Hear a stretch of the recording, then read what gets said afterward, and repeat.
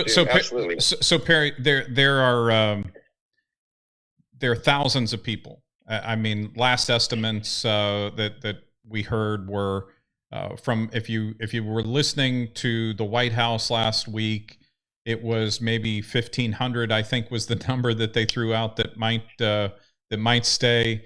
I know we've had some conversations about this, and it's tens of thousands, because we're talking about not just the people in Kandahar, but the people who are spread out around the rest of the country.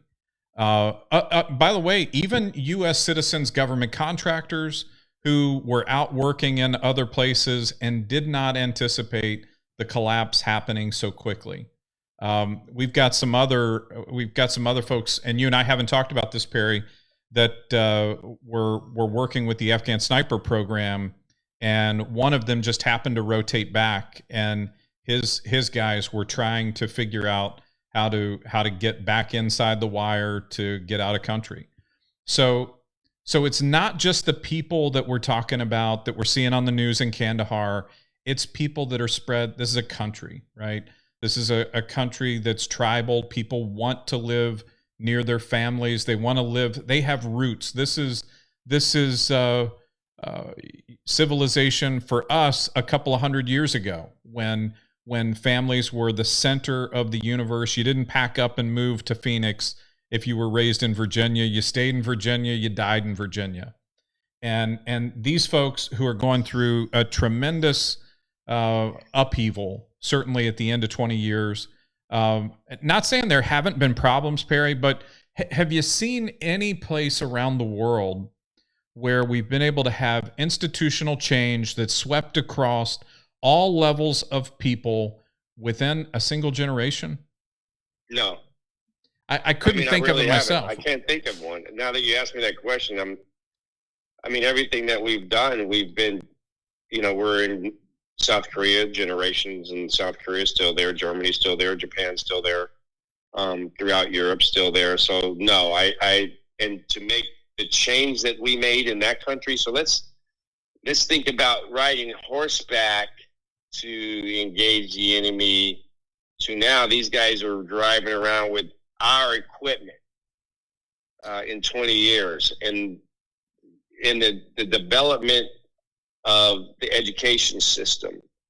And people are like, wow, what does it matter about education? Well, it matters in that it brings them to another level of consciousness about how to be better than what they were before, how to improve their infrastructure, what they becoming engineers and going back and being part of that rebuild of Afghanistan, which we preach as a country, right?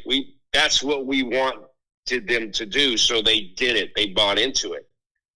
The women's movement. I love you using this because I haven't heard a word from AOC since this thing started, or Pelosi, or any of those other females that continue to preach about women's being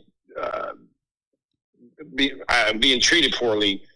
And here we are, where a country within 20 years, and just like you said, brother, just like you said, they're in leadership positions. They're there as engineers. They've taken the burqa off. That's significant. It's significant because it shows freedom.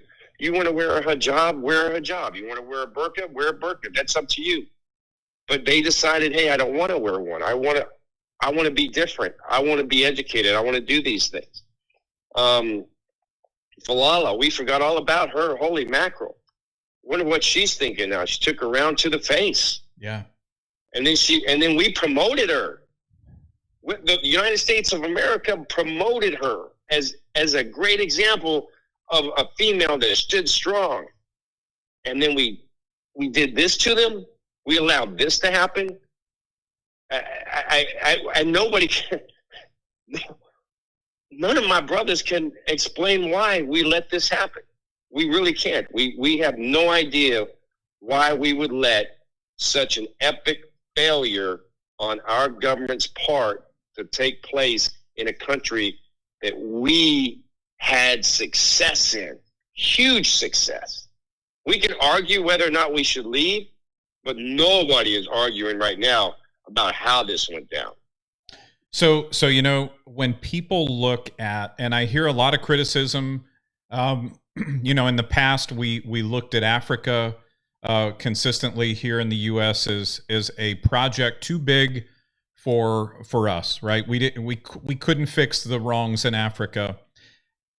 But I look at Afghanistan and I think about $2 trillion invested of treasure, not to mention the changed lives of America's best, our war fighters who made the ultimate sacrifice, as well as those war fighters that are coming back with PTSD, that are touched for the rest of their lives with both the memory of the war itself and then the extraction. And not to draw too many parallels to Vietnam, but I think of this and I think, our leadership has to be held accountable to the point that if we determine that it's in our best interest to go into a country to create upheaval for people far away, and that there is some tactical advantage to that, we have got to have leaders that have a strong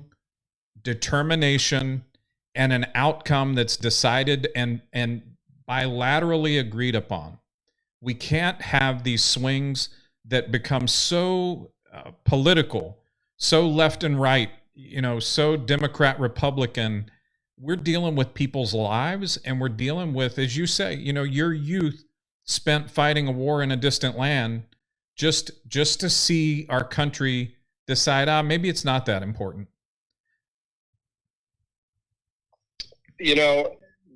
What's interesting about this movement that is taking place is these networks that we've developed. And when I say we, I mean we. It's a beautiful thing to watch. In spite of our government, in spite of the State Department, in spite of the Taliban, in spite of everybody else, we've created these networks. And they're not political.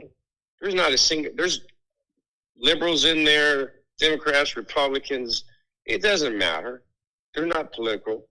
We don't care about your wokeness. Ain't got time for it. We don't care about anything other than the purpose of getting folks out of Afghanistan. And they're all in on that. Women, men, military, non-military. One of the best people we have in our groups is a nurse. And that's why we named the Momo Railroad, because she's working so hard to get people out of Afghanistan. The Yellow Umbrella Brigade, there's a reason behind that, because we use that as a success story to get people inside of the gate to get on a plane. The same reason the Pineapple Express. These people are coming up with these ingenious ways to solve this problem, and they're not they're not political about it, but it's in spite of our politicians. And our politicians really should be ashamed of themselves. I'll be honest with you, and our military leadership. I hate to say it, but you can't sit back and say you didn't fail. If I would have, as a commander on the ground, if I would have conducted an operation, planned and executed an operation that failed at this level, I would have been fired. They would have fired me. They would probably put me in Leavenworth, right? And here's a great example of it. This Marine Lieutenant Colonel comes out and he speaks the truth, and they fired him. But yet our leadership is going to stand up and tell us everything's okay in Afghanistan. We've got this handled. You don't. 13 of our greatest and best and brightest people doing the Lord's work in an untenable position have died over there for no reason at all. We haven't had a single soldier or airman, sailor, Marine die in 18 months until we retreated.